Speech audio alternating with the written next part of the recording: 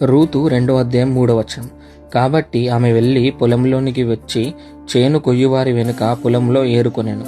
ఆ పొలము ఆమె పోయిన భాగము ఎలిమలేకు వంశపు వాడైన బోయాజుది.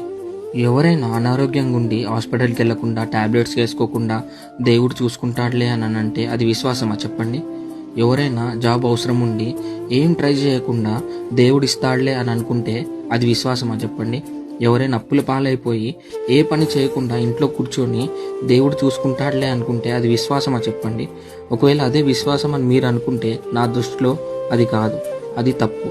మనము వాటర్ని లీటర్స్లో కొలుస్తాం కదా, హైట్ని ఫీట్స్లో కొలుస్తాం కదా, వెయిట్నేమో కేజీస్లో కొలుస్తాం కదా. మరి విశ్వాసంని ప్రేమని ఎలా కొలుస్తాం చెప్పండి? క్రియలతో కదా.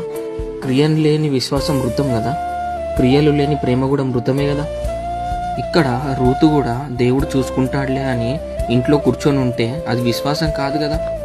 తను ఫస్ట్ బయటకు వచ్చింది, ఎటు వెళ్ళాలో కూడా తెలియదు. సరే అటు తిరిగి ఇటు తిరిగి ఒక సైడ్కి వెళ్ళిపోయింది. ఒక సైడ్కి వెళ్ళిపోగానే పొలం కనబడింది. పొలం కనబడింగానే ఏం చేసింది? వెంటనే ఏరుకోవడం స్టార్ట్ చేసింది. విచిత్రం ఏంటంటే తాను వెళ్ళింది బోయాజు పొలంలోకి. ఎవరు నడిపించారు చెప్పండి తనని? దేవుడే కదా. ఇది చక్కటి కార్యమే కదా. మన పని మనం చెయ్యాలి, దేవుడి పని దేవుడు చేస్తాడు. తాను ఒకవేళ బయటికి వెళ్ళకుండా దేవుడు చూసుకుంటాడులే అని ఒకవేళ ఇంట్లో కూర్చొని ఉంటే ఈ స్టోరీ ముందుకు సాగేదా? కాదు కదా.